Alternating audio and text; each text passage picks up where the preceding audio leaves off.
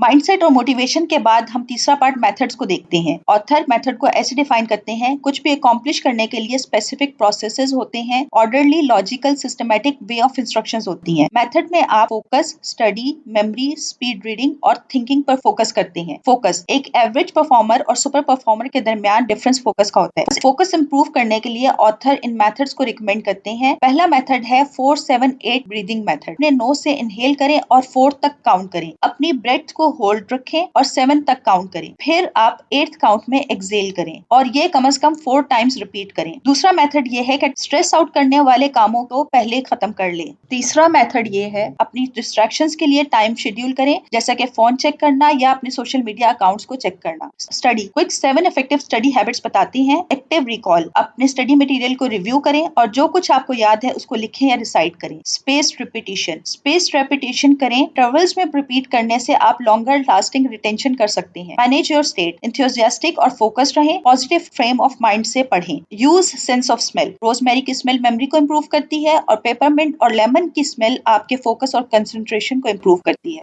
Music और mood में connection होता है। मूड और लर्निंग में भी कनेक्शन होता है। बहुत सारे म्यूजिक ऐसे हैं जो आपकी लर्निंग के लिए बहुत अच्छे होते हैं। Listen with whole brain. Listening करना सीखिए, इसके लिए हियर को यूज करें। Halt everything, empathy for speaker, anticipate और रिव्यू करें। टेक नोट्स, इफेक्टिव नोट्स लें और 1 by 1 वर्ड की बजाय अपने वर्ड्स में लिखें। मेमोरी अच्छी मेमोरी हमेशा हेल्पफुल होती है। ऑथर मेमोरी को इंप्रूव करने के लिए कुछ टूल्स बताते हैं। Mom stands for motivation, observation और मेथड। मोटिवेशन का मतलब है कि स्ट्रॉन्ग पर्पस होना चाहिए। ऑब्जर्वेशन का मतलब है कि फोकस और अटेंटिव होना चाहिए। मेथड्स वो तमाम टेक्टिक्स हैं जो हम आगे देखेंगे। विजुअलाइजेशन इमेजेस को वर्ड से लिंक करें, जैसा कि अगर किसी का नाम बेकर है तो उसको बेकर्स आउटफिट में इमेजिन करें, ब्रेड को स्मेल करते हुए। एसोसिएशन नई इन्फॉर्मेशन को ओल्ड इन्फॉर्मेशन से एसोसिएट करें। हम ये कर भी रहे होते हैं, जैसा कि चेरी, आप उसको रेड, स्वीट या फ्रूट से एसोसिएट करते हैं। क्रिएट अ स्टोरी अगर आपको सीक्वेंस ऑफ वर्ड्स से याद रखना है, जैसे कि प्लैनेट्स के नेम, तो रोट लर्निंग की बजाय स्टोरी क्रिएट करें, जैसे my very educated mother just served us noodles. The Loki method भी स्टोरी मेथड की तरह है, लेकिन इसमें आप चीजों को लोकेशन के साथ एसोसिएट करते हैं। स्पीड रीडिंग आपके ब्रेन को एक्टिवेट करती है, जिसकी वजह से आपकी मेमोरी, फोकस, वोकैबुलरी, इमेजिनेशन और अंडरस्टैंडिंग भी इंप्रूव होते हैं। मेजर चैलेंजेस जो स्पीड रीडिंग में आती हैं वो रिग्रेशन और सब वोकलाइजेशन है। रिग्रेशन ये है कि आप पढ़ रहे हैं और आप भूल जाते हैं कि आप किस लाइन पर हैं और रीड करते हैं। सब वोकलाइजेशन आपकी इनर वॉइसेस हैं, जिसमें आप हर सिंगल वर्ड को अपने हेड में लाउडली पढ़ते हैं। ऑथर स्पीड रीडिंग के लिए कुछ टिप्स बताते हैं। अपने फिंगर या पेन को ट्रैकर के तौर पर यूज करें ताकि आप लॉस्ट ना हो। रीडिंग एक्सरसाइज की तरह होती है, अपने आप को फास्ट पढ़ने के लिए फोर्स करें। काउंटिंग रीडिंग के दौरान काउंट करें, ये प्रैक्टिस से आएगा, लेकिन काउंट करके आप अपनी सब वोकलाइजेशन को रिड्यूस कर सकते हैं। अपने पेरिफेरल विजन को एक्सपैंड करें। यूज टाइमर 20 to 25 मिनट्स पढ़ें, फिर 5 मिनट्स की ब्रेक लें। होल्ड बुक अपराइट अपनी बुक को अपराइट होल्ड करें। अपनी बुक्स को अपनी आईज के स्ट्रेट में रखें, इस तरह आप थकेंगे नहीं। Make reading a habit reading को अपनी डेली हैबिट बनाएं। थिंकिंग ऑथर हमें कुछ मेंटल मॉडल्स बताते हैं ताकि आप डिफरेंटली और ज्यादा क्रिएटिवली सोच सकें। 6 thinking heads. White head information gathering stage होती है। येलो हेड इसमें आप इश्यूज के तमाम पॉजिटिव और प्रोस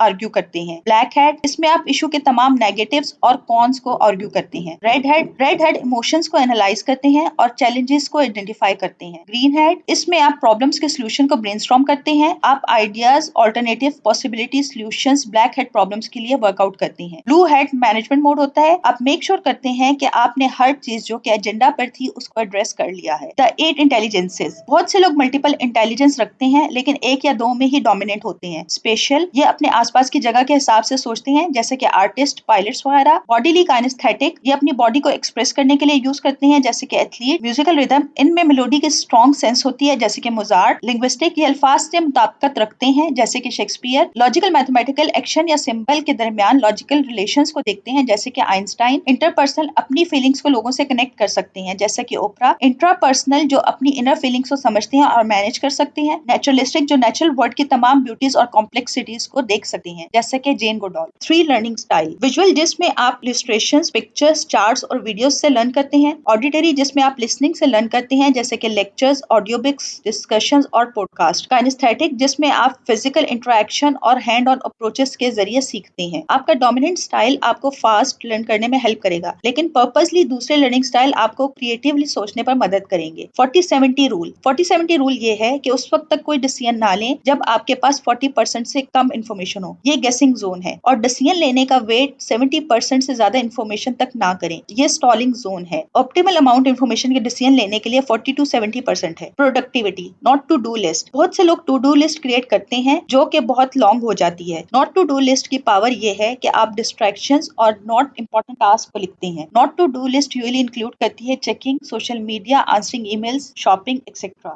स्टडिंग एरर्स, अपनी गलतियों को स्टडी करना एक क्रिटिकल मोड है ताकि हम सेम मिस्टेक दोबारा ना करें। पहले तो ये देखें कि क्या हुआ था और क्या नहीं हुआ था जिसकी वजह से प्रॉब्लम हुई। डीपर एनालिसिस करें, क्यों जैसे सवाल पूछें, तब तक पूछें जब तक आपको कोई सोल्यूशन ना मिल जाए। लर्निंग पॉइंट्स को गैदर करें ताकि फ्यूचर में आप सक्सेस के लिए बेटर कंडीशंस क्रिएट कर सकें। Second order thinking, second order thinking को आप फ्यूचर को एनालाइज करने के लिए यूज करते हैं। बेसिकली आप अपने आप से पूछते हैं and then what. Increments of time में सोचते हैं, जैसा कि 5 days, 5 months, 5 years। Short term और लॉन्ग टर्म सोचिए। एक्सपोनेंशियल थिंकिंग, एक्सपोनेंशियल थिंकिंग ये है कि आप प्रॉब्लम्स को डिफरेंट माइंडसेट से देखते हैं और प्रॉब्लम का रूट कॉज ढूंढने की कोशिश करते हैं। उम्मीद है आपको माइंडसेट, मोटिवेशन और मेथड समझ आ गए होंगे। अगर आपको हमारी समरी पसंद आई है तो हमारे चैनल को लाइक और सब्सक्राइब करें और फैमिली और फ्रेंड्स के साथ शेयर करें। Grow yourself to love yourself.